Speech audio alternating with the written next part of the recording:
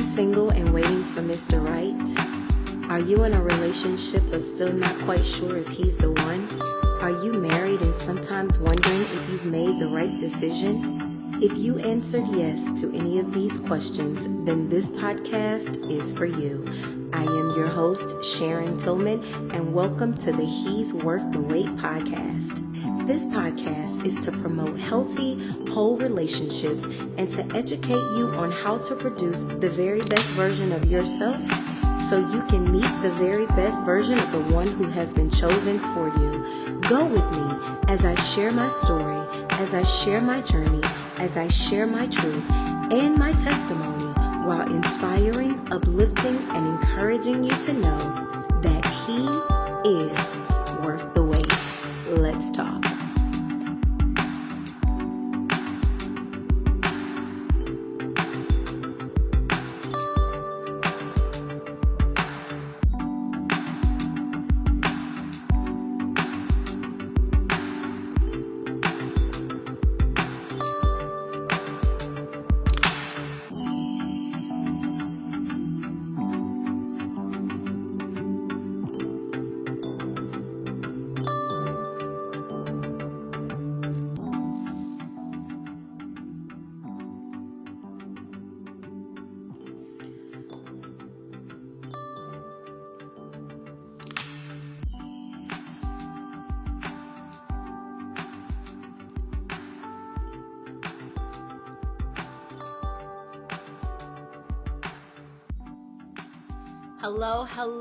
Hello. Thank you guys so much for tuning in to He's Worth the Wait podcast. I am your host, Sharon Tillman. Hey guys. Thanks for joining me again on today. Listen, I just want to shout you guys out and say thank you for going on this journey with me. Thank you for the ones who tune in and really just support me. I really appreciate it. And I want to say thank you. I hope that this podcast is reaching. I hope that you're getting what you need from this podcast. I hope that whether it be a little clip or it be like a whole full episode, I just hope that it's resonating with you in some way and you're able to get exactly what you need. So let's jump right in. Let's get started.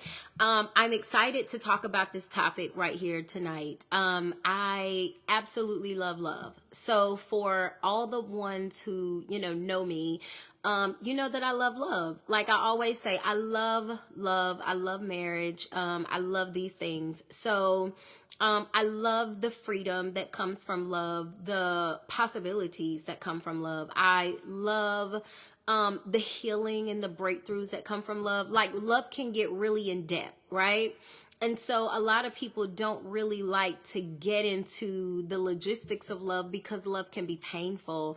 It can really hurt because you've got to be your vulnerable self. You got to be your authentic self. You got to open yourself up. And it requires you letting people into a space that sometimes we keep blocked for protection. And because we keep this particular place blocked for protection, then we don't always like to allow people to come in because we want to protect ourselves. We want to protect our hearts.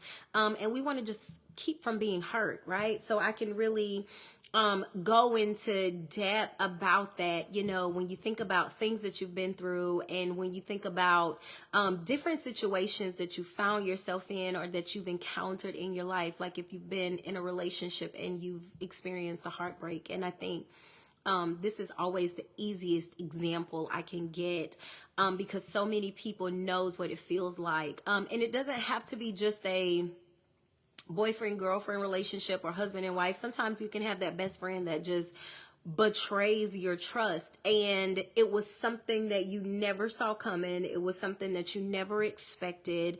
And it was like someone ripped something that was inside of you. So it's almost like when we plant things into the ground and when you've got someone that is that close to you, it's like they're planted in with you. And whenever they do something that really betrays your trust, it's like it's a rip. and it's like ripping out of the ground and pulling something up out of the ground, like it's completely, undone. And so instead of us, doing the proper work and getting the proper healing and things that we need, a lot of times we will just cover that space. So it's like, if I had a flower planted here, I'm just not going to plant here anymore. So I'm going to cover this space up with some dirt. Listen, I don't do agriculture, but for some reason, this is what's coming to me as I'm trying to give this example. But, we're just going to cover this space with some dirt, and I'm not going to allow anyone to plant in this particular space anymore because this space has been hurt. It's been broken. So what we do is a lot of times we move on in situations in our life. We move on in friendships. We move on in relationships, especially if we've been, hurt from being cheated on or infidelity or anything of that nature. We just move on from it. And if we don't get that proper healing from it, then instead of it ever being a place where we allow people to want to revisit again, we keep it blocked for protection. So it's like I'm protecting myself from you or from anyone else who could potentially do this. I allowed you to cheat on me. I'm never going to allow this to happen again. So I'm protecting myself, and I'm not going to allow anybody to get this deep inside. I'm not going to allow anybody to get that close to my heart again because I got to protect my heart. And they didn't use my heart. They didn't, handle my heart with care. So now I got to put a blocker up on my heart to protect it. And when you think about a lot of people, and I've heard people say, that come out of relationships, they come out of bad marriages or anything where they were really just done wrong. And I've heard people say, yeah, I never want to get married again. Or I never want to, I don't need a man, or I don't need a woman in my life. Or I'm good to just date and things like that. But yeah, I'm good on allowing anybody to get that close to me. And it's easy for us to do. And I say us because I've been there. I've been there before. I've been to that place where people have hurt me so much that whenever I felt like someone was getting close to me, I would find a way to sabotage. I would find a way to really get them to back it up, or to back the friendship up, or to whatever it was, because I'm like, okay, wait, I've been here before. And when I allowed somebody to get this close to me before, then they really did a number on me, and I don't want to go through that again. And I don't want to experience that again. And instead of allowing God to take it and put the pieces back together and really heal it from the depths of where it was, I was just like, no, I'm going to put this blocker up, and I'm going to put this protection up, and it's going to protect me from ever being hurt again. So I don't have to worry about this anymore. I don't have to worry about going through this anymore. I don't have to worry about allowing anybody to do this to me, because I'm not going to let them get close enough to do it.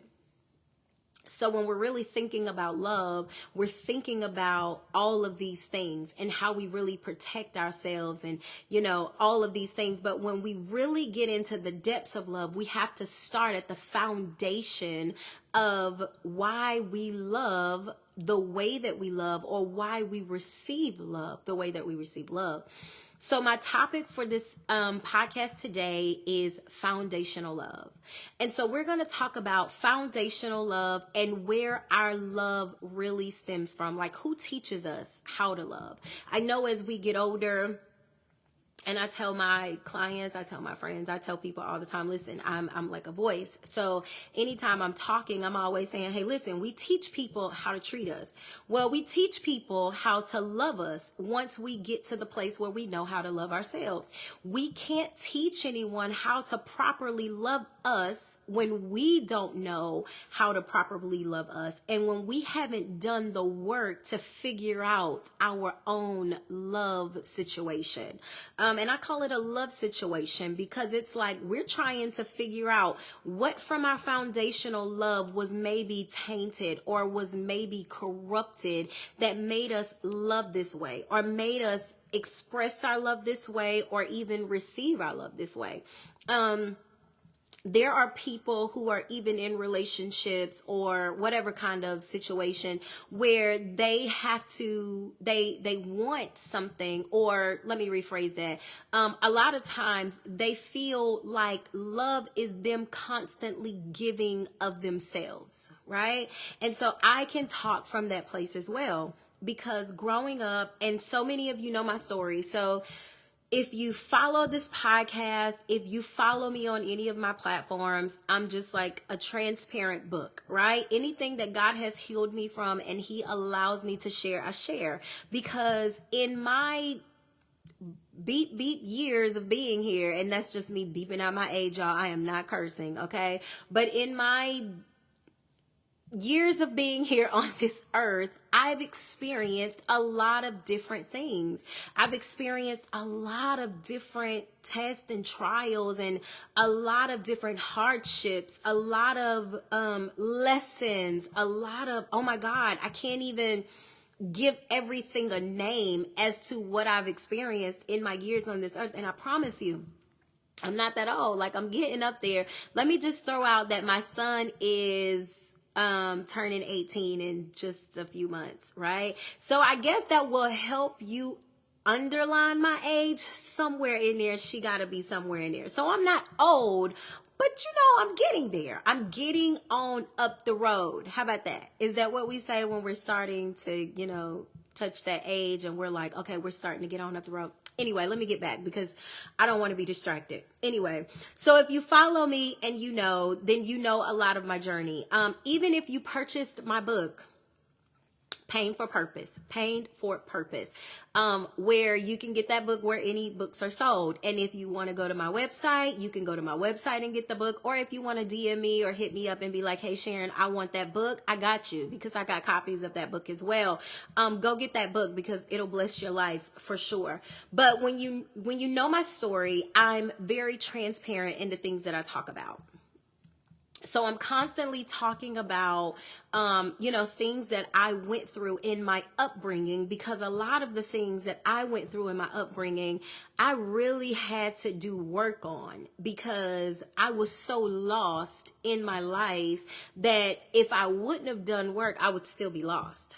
There is no explanation for some of the things that I've been through in my life, other than God had a plan and God wanted to use me to get the absolute glory out of my life. Listen, that's all I got. I don't have any other explanation for the things that I've been through or the things that I've encountered.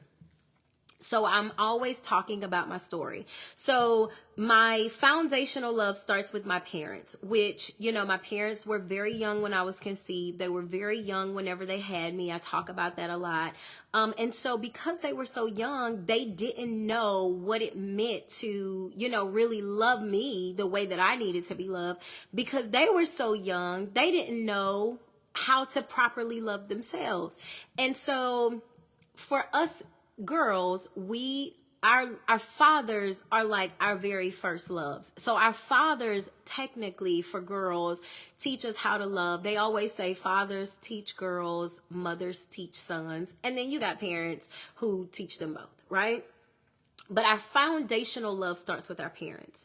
So however they expressed their love to us is how we receive love.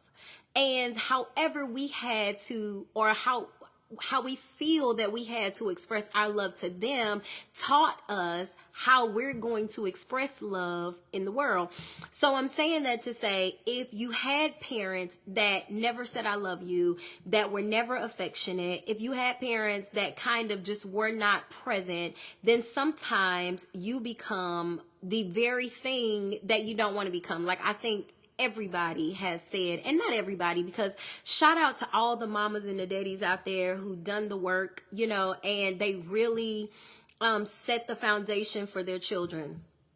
Shout out to every single one of you. But for majority of us that did not, we had to learn how to really love based on what we were shown, based on what was expressed to us. So if our moms were, if our parents were not present, or even if they were present, but they were like, they never showed affection. And I think that when we talk about the men and we talk about how men were, told to be tough, you be tough, you don't cry, you don't get sad, you tough it out, you figure this out. And so a lot of men expressed that they don't show that emotion because that wasn't the way that they were taught. They weren't taught to show that emotion. And in fact, their love came from, no, you're a boy, you be tough, you figured this out. So if you had a parent who didn't show affection, then you will find yourself sometimes shut off in relationships because you didn't receive affection. So you don't necessarily know how to give it. You don't know how to show. And there can even be times, and I've experienced this, and it wasn't until I really started to allow God to do self-work on me that there were times in my life where people tried to show love according to how they loved to me, but because I didn't know how to receive it, it came across as rejection. So if we get really, really deep into this thing, guys, you will think about, and I want you to just ponder everything that I'm saying, because this thing gets really deep. Our foundational love really sets the tone for how we respond, how we love, and how we give our love back. And so when we think about our foundational love, and one thing that I said, the root to every broken relationship begins at the foundation. So when we're thinking about that, we're thinking about literally our foundational love that may have been tainted or may have been corrupt in some type of way. And it really sets the tone for us when we get into our own lives, when we get into our own relationships. And this is not just husband and wife. This is not just boyfriend and girlfriend. Sometimes this is even the way that we love our children. And sometimes this is even the way that we express our love to our children. I can think about things that I experienced in my childhood, and I can think about ways that I was shown love. And so ways that I was shown love, it did one or two things for me. In fact, it did two things for me. It taught me to show love. First, it taught me that these are ways that I don't want my kids to feel, because this is how I felt when my parents showed me this kind of love. I don't want my kids to feel like this. So I'm going to figure this part out, and I'm going to be the opposite of that. So I didn't get told I love you. I didn't get, nobody spoke into my life. I didn't have those kind of things growing up. And so for me, it was so important that I be that mother that I didn't have, that I be that parent. I don't want to just hound in on mothers. I want to talk about foundational love, because the foundational love is both parents, present or not. So I wanted to be that parent that I didn't have, that parent that I wasn't privy to when I was growing up. I really wanted to be that parent to my children, because I wanted them to experience a different love experience than what I did. I talk about in my book and on my platforms how, a part of my family did not claim me, and it really broke down the relationship with me and my mother. So before I say that, let me say this. I think about our foundational love, and we have to think about how they were loved, how they received love, and how love was expressed to them in order for them to reciprocate it to us. So when you're thinking about your foundational love and you're thinking about your parents, you have to think about their parents. How was their relationship? So when I started to really dig deep, y'all, because I had to really dig deep in this thing, I couldn't figure out the way, growing up and just feeling so abandoned, feeling so rejected, just feeling like you don't have a place of belonging. you really have to you really got to do the work. Listen, because things that I've been through, everybody don't make it through. And I'm not saying that to boast myself, because it ain't got nothing to do with me. It's all God. Literally, it's all God. God took me through what he took me through because he knew that there was something that he wanted to get inside of me so that I could be effective in his purpose for my life. So I did a lot of work. And so when I think about the love that my parents may have been expressed, I think about my mom, and my mom didn't have a great relationship with her mother. And my mom kind of moved around from place to place when she was growing up.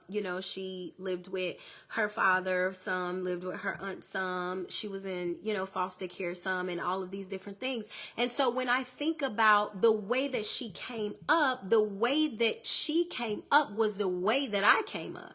Basically not living with my actual mother, but just living with other people and things of that nature. And so I'm like, this is like generational curses. This is like learned behavior in the sense. How can we expect for our parents to show us things that they didn't have or that nobody showed to them?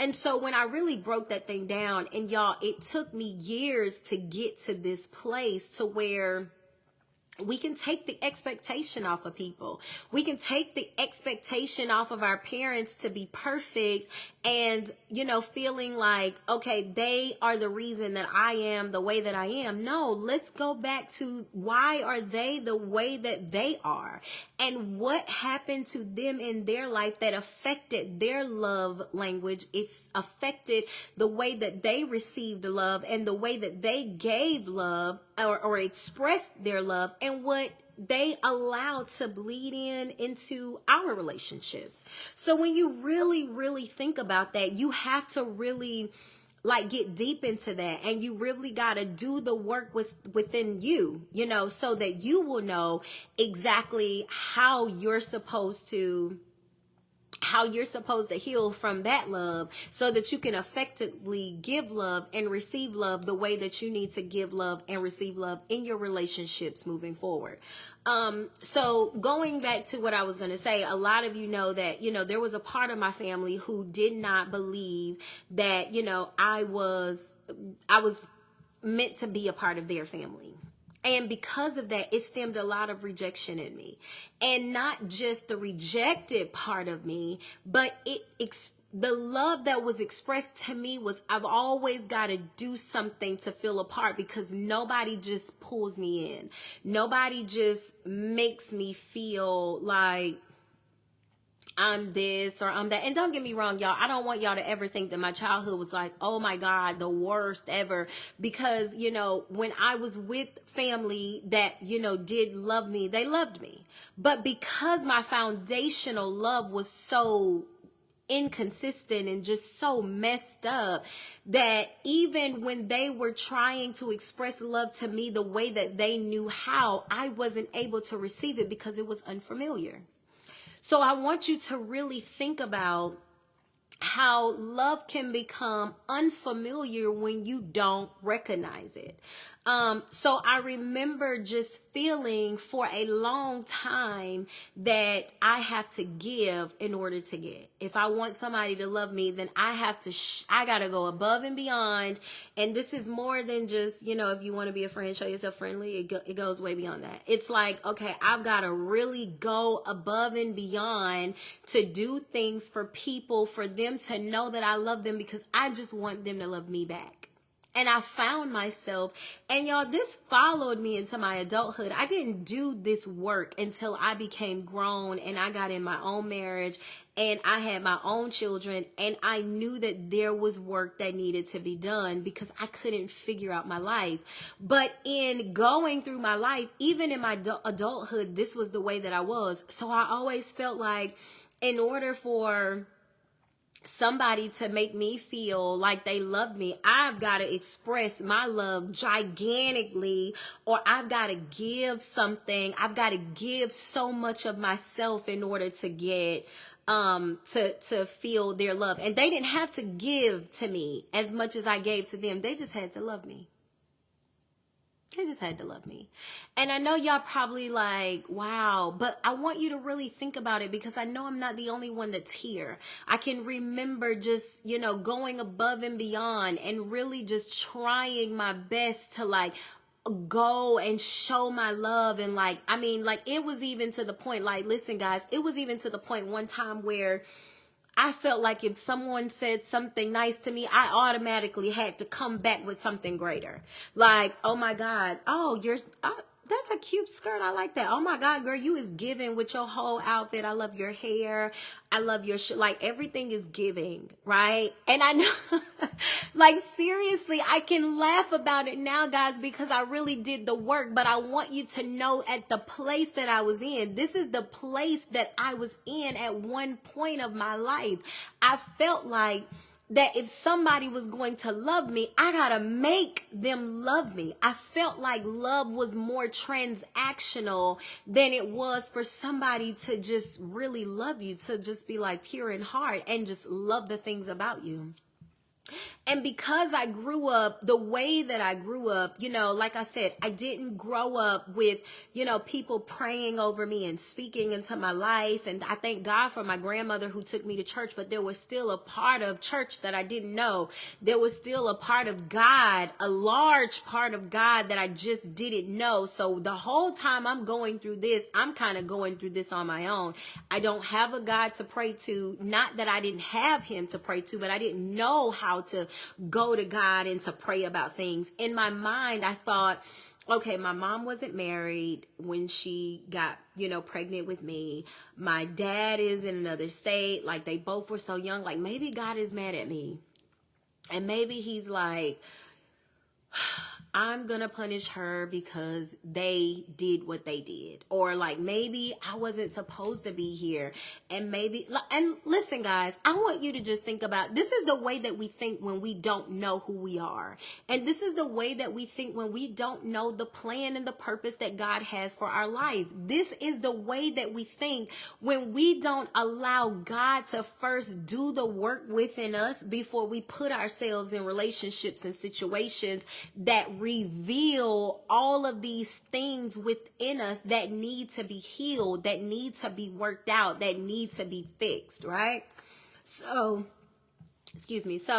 I can remember just, being at that place where I'm just like, okay, maybe God is mad at me, so I can't pray to God because I feel like he's punishing me anyway. I mean, like, look at my life. Like, I don't have this. I don't have that. Like, my parents are not present. Like, I haven't saw my dad. Like, it was just so many different things.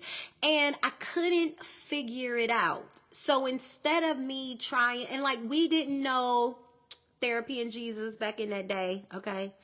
It wasn't that far though, y'all. But we didn't know about therapy and Jesus back in that day. So it wasn't let's go get somebody to talk to, baby. Let's go get you somebody to talk to so you can unpack all of these feelings, unpack all of these emotions so that you can really know what is happening in your life. It wasn't like that. So these are things that the girl who's been abandoned, the girl who's been rejected, the girls whose parents aren't present, this girl with all of these issues got this to sit on her as well, and she got to figure it out. And so that's what I found myself doing, or that's at least what I thought that I was doing all this time, was just trying to like figure it out until God really started to do the work on me. Like he really started to do the work, and he had to show me where it stemmed from for me, that I didn't know how. I didn't know the correct way to express my love.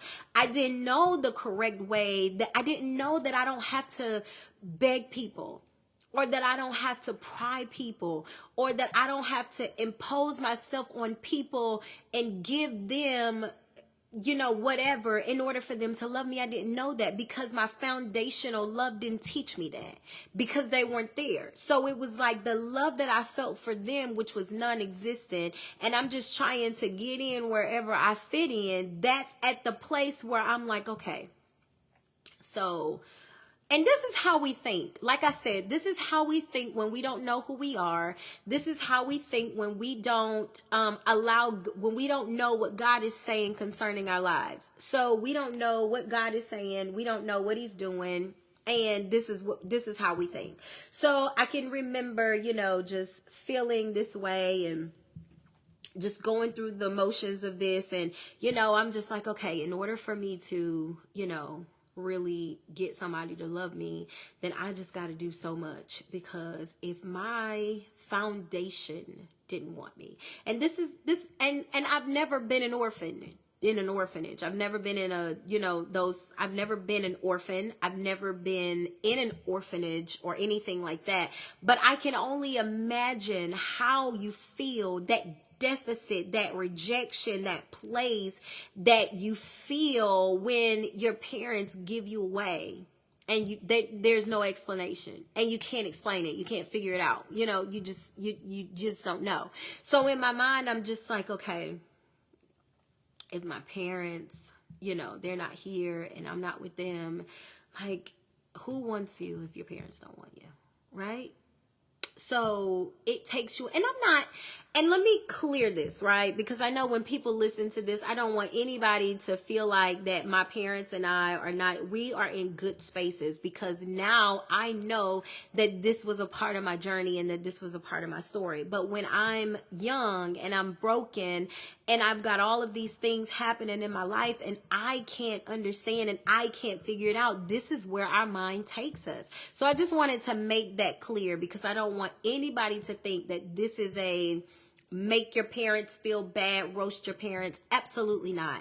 It took me years to do this work so that I could understand my parents and I could understand the place that they were in and how they could only give what they had and what they knew, and the expectation that I had for them to be these parents that I was watching on TV. And for them to be like the parents that, I felt like some of my friends had, where they had both of their parents in the house and they just lived this good life, and I'm over here and I don't have either. Like, this is how I felt as a young girl, So these are the feelings and things that I expressed. I'm making reference to this because so many of us even get into adulthood. We go from relationship to relationship to relationship and we never do the work. We never do the work. So we never figure out exactly what it is that's causing us to receive love or to express the love the way that we are. And so if we're not able to receive, if there is a deficit, if there is if there's like a blockage, if there is like, okay, I can't do this, or I don't feel safe to do that, or, listen, because the spirit of cut off would be real in my life, okay? And I would cut people off and I wouldn't think twice about it. And I say that because, like, there was so much hurt and there was so much that I needed to unpack that I didn't know how to unpack. I just felt like every person that came into my life, if you hurt me in any kind of way, I'm going to just put you over there with the rest of the people that's done hurt me. Yeah, just go on over there, because that's your line over there now. You're no longer on this side. Now you're on that side. And I know that I'm not the only one that feels this way. I know that I'm not the only one that experienced it. But I am here on this podcast to let you know that you don't have to stay in this place. You absolutely do not have to stay in this particular place. You can be free. You can be healed. You can be delivered from this place that you're in. And so you can properly love. So it was, and a lot of times when our foundation is tainted, or when our foundation is corrupt, or when we don't have a good foundational start with our love, we start seeking love in all the wrong places, right? And so we don't know who we are. So of course we're unvalidated, and we need people to validate who we are. We need people to validate our presence, validate our existence, right? And it doesn't matter if, they're telling you something that you probably already know. It just makes you feel good to hear somebody else say it, right? So you might look in the mirror and be like, girl, you're cute. But you don't say it enough to convince yourself that you're really cute. So you might feel that you're cute, but then you feel like the rest of the world just don't feel like you're cute. So then that person comes into your life and they're like, oh girl, you cute. And then next thing you know, you're head over heels for him. If it's a guy, you're head over heels because he done told you something that you already know about yourself, but you don't know it enough to believe it. So you know that you're cute or you know that you're beautiful. But because you're flawed like we all are, or because there are things about you that you don't like, you automatically feel like you're not good enough, or you feel like you're not presentable to where anybody would want you or where anybody would want to be with you or whatever. And so you find yourself just like looking for love from anybody. So like with women, we seek love in relationships. That's what we do. And so women will find themselves in relationships after relationships because, and I talked about this in one of my other videos, how we're attracting the same spirit and we're attracting the same spirit in a different guy. And so we have to do self work so that we can see exactly what it is within us that keeps attracting the spirit. What is it within us that keeps attracting the same type of person? Well, guess what? There's a void there. And you haven't dealt with it. You haven't dealt with that foundational love. You haven't dealt with that broken part. And so instead of you getting healed before you go into another relationship, instead of you figuring out, like allowing God to do the work. And when I say do the work, guys, like, listen, I was Jesus in therapy in my work. Okay. I went to God about it, but I also spoke to someone about it because I knew that even in my prayer time, I can unpack so many things to God. And, you know, getting in that place where we can really hear God and God can bring us peace in so many different situations. But knowing how to properly navigate it, knowing what was okay and what was not okay, knowing that it's okay for me to speak out of my mouth that this is what I did because I was feeling a void here, and for somebody to let me know that there is a way for me to unpack these emotions, like that's where therapy comes in. I am a firm voucher for therapy, okay? Not only because I can help you in that area, but also because I've been there and I went and I got the proper help that I needed from therapy. I knew what I needed. I knew what needed to happen in my life, and I chose to do the work. And when I chose to do the work and I allowed God to come into me and really heal those broken places, God had to go way back to my foundation, where in my foundational piece of love, where people that I expected to be there were not there, it kind of corrupted me for all of the love patterns that came into my life after that. So like I said, even when people were a part of my life who wanted to express love, I couldn't receive that love. I couldn't receive that love from them because it was unfamiliar. It didn't look like love that I'm used to. And I'm like, I don't trust it. I'm afraid of this. Like, I don't know if this is okay. I don't want to put my heart out there again. Like, Lord, I'm tired of going through. I'm tired of getting my feelings hurt. I'm tired of getting my heart broken. Like, I'm tired of letting people into a space that they're not capable of handling. And I'm the one that's hurt after. So it wasn't until I went and did the work. Now, don't get me wrong. There are going to be people. Listen to me very carefully, okay? Because the enemy comes to steal, to kill, to destroy, and to distract. I added distract on there. It's not in the Bible. So if you're looking for distract in the Bible, you're not going to see it. But, you know, I added that on there because that is something that the enemy comes to do.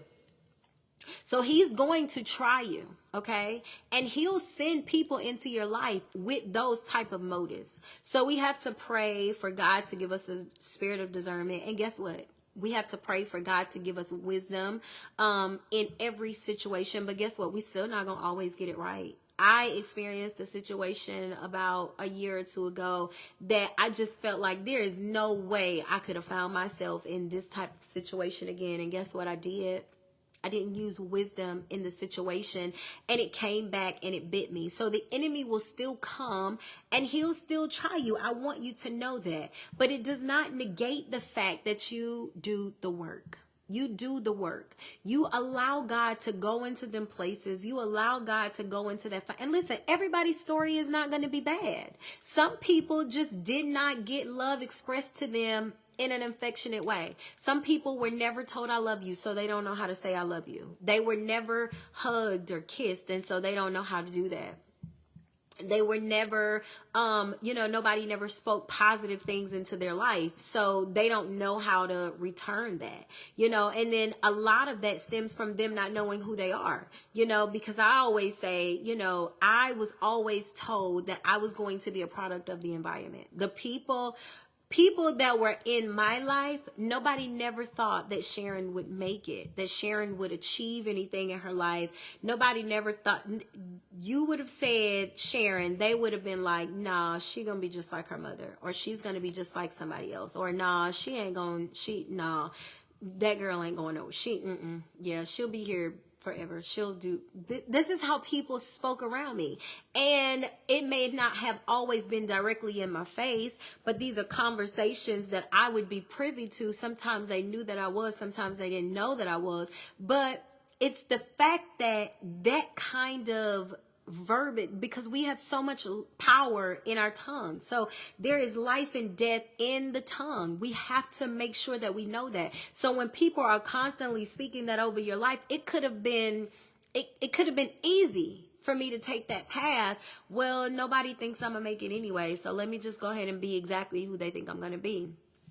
But God's plan for my life was greater than that. God's plan for my life. Listen, all things work together. That is that is one of my favorite scriptures in the Bible, is Romans 8:28. And I'm telling you, Romans is my book. Romans, Corinthians, I love them books, right? But Romans 8:28, all things work together for the good of those who love God. The good, the bad, the ugly. It don't say good, it don't say bad, it don't say ugly. It said all things work together for the good of those who love God, to those who are the called according to his purpose. That is the scripture. And when I revert that scripture to my life, and it became one of my favorite scriptures, because I said, okay, God, with everything that you've taken me through in my life, and it always didn't feel good. In fact, most of the time it didn't feel good, but it was necessary for where you were going, because all these things are working together. All of these things that I've been through are working together for the purpose that you have in my life. All of these things are working together for where you're taking me in my life. And I couldn't be more thankful at this place right now. This place that I'm currently in right now.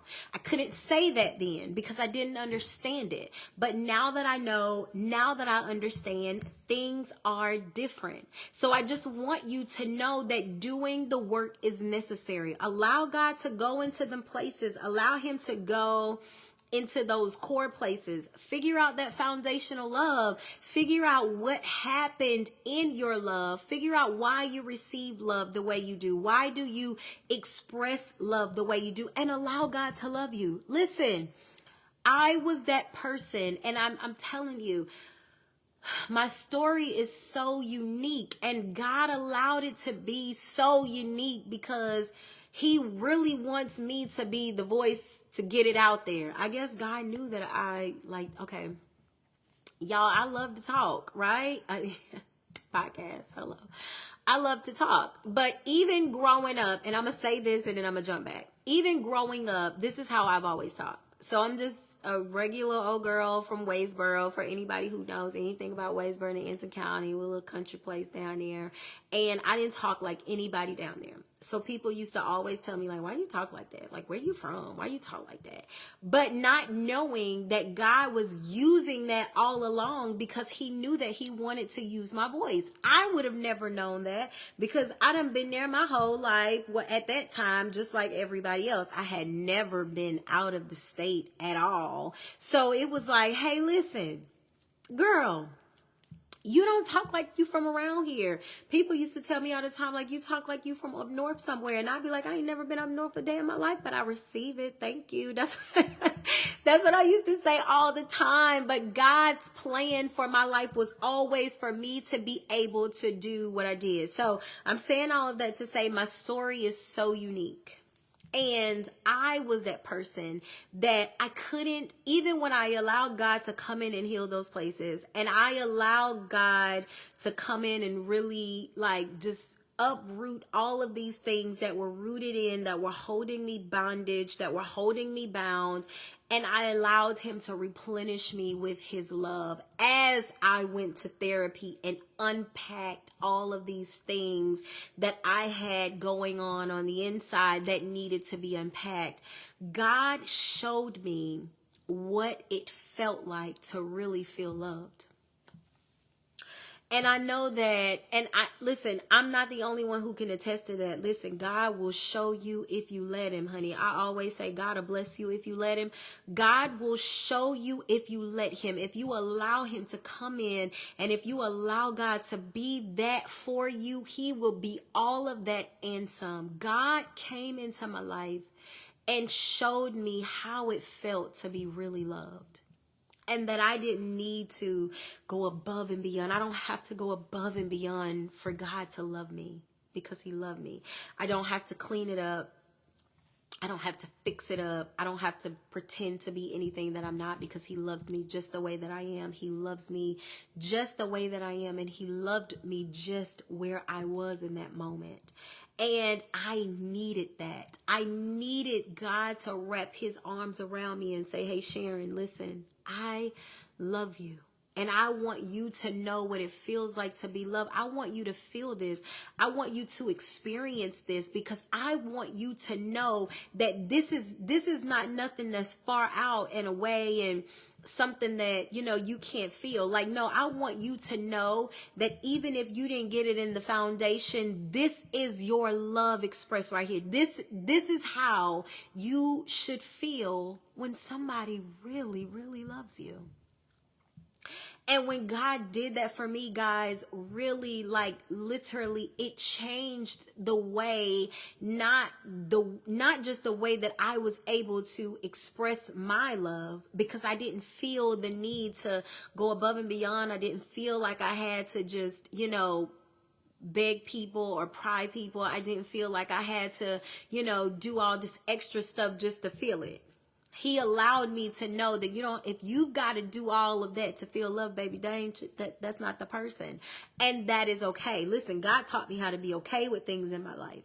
And he will teach you how to be okay too. We will take away the expectation. We'll take away that high level of this is the way that it's supposed to be and accept what is. And be okay with things the way that they are. We got to learn how to accept and be okay. So God really did that for me. He really did that for me. He really showed me what it felt like to be loved and then started to teach me how to express my love to people because I struggled. I was expressing my love in one way and that wasn't the correct way. I don't have to do that to express my love. So God was showing me how to properly express my love to people and not allow people to take advantage of the fact that I don't have a love foundation, or take advantage of the fact that, nobody really loves me. So we know that she want to be loved. We know she want to fit in. And you know what? The crazy thing is you would be surprised at the people who will know these things about you. And they'll see these things on you and they won't bring it to your attention, but they'll see these things on you and they'll start to use it to their advantage. I've had people in my life who have literally used it to their advantage. People that I would have thought would have taken it and been like, hey, baby, come here. I can see that you really struggle with this. And I just want to help you. Listen, I want you to know that this is a safe place. But instead, they used it to their advantage. So I just want you to know that God did that for me. He showed me how to properly express my love. And then he started to show me how to receive it. So even in my being receptive of love, I didn't feel the need to come back with something because I gotta outdo you in love. I don't have to outdo you in love. Like that ain't, I don't have to do that. Now, if I desire to express my love and show my love and all of these things, then yeah, do that. But I don't have to do it in order to be loved. And so I'm just here to encourage you guys today. Listen, I just want you to be encouraged today. I want you to think about your foundational love. I want you to really stem from it. Listen, go do some research, because I did research. I spoke with both of my parents, and I spoke to my mother about her foundation of love, and even with her mother and her father and things that my mom experienced. And there were a lot of blockages, and I can say this because I've had this conversation with my mother, but even when you don't do the work and your love, your foundation is kind of tainted, and then you project that onto other people because you didn't do the work, you didn't realize that there were things that you needed to unpack, there were things that you needed to heal from. And I can remember back before I wrote my book, or in the process of writing my book, I had to write a chapter in my book called A Mother's Love. I'm telling you guys, go and get that book. So I had to write a chapter in that book called A Mother's Love, because that was foundational for me, that played a part in my pain that really turned into my purpose. So I remember writing this chapter in my book, and when I was writing it, I was like, I wanted my mother to read it. And I remember us having so many different conversations, and there were things that, she told me that I never knew. And as we started to unpack these things together, then there were places in my mom where I knew that she would have never been able to be what I needed her to be, because there was so much healing that she needed on her own. How can we expect people to give what they don't have? We're expecting them to give us love, and they don't have it to give because they're so bogged down and broken on their own. So I just want you guys to know that you got to go and do the work. Listen, go and do the work for this foundational love. Go and do the necessary work. Figure out why you love the way that you do, and allow God to love you in a way that shakes up things and that changes your life forever. Listen to me. I am Sharon Tillman. Thank you guys so much for joining. Have an amazing day.